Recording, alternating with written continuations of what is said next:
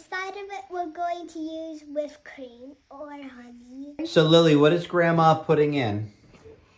We are putting in honey. I'm very good at it. You're good at honey? Yeah. Okay.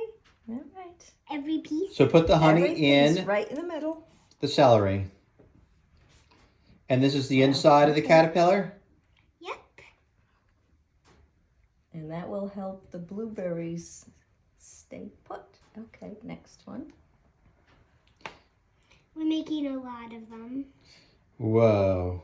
Okay, and we have one more here. That gets a little extra. I see that. Very good, Lily.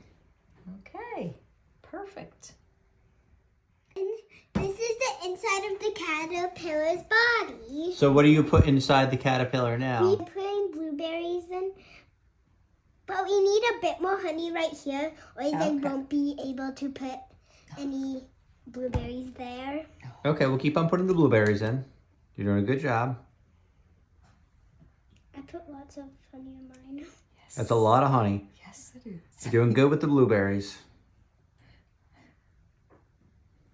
5. We at least need 5, or if it's longer, we may need 6. Okay, keep going, keep going.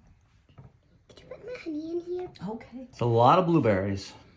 Yep, it's really big. And we need honey right here.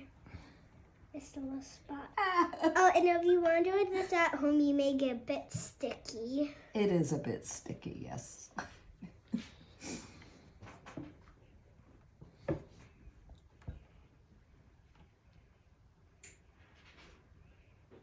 How many blueberries are you putting in? We're putting in 4. Okay. What are we doing next? The whole green. And what are we doing the whole grain for? The face. And what's the cheese for? The cheese is for so I can win. The cheese is for the face, and the cheese is also going to be the nose. Here are my caterpillars. Aren't they delicious? Let's take a look, Lily.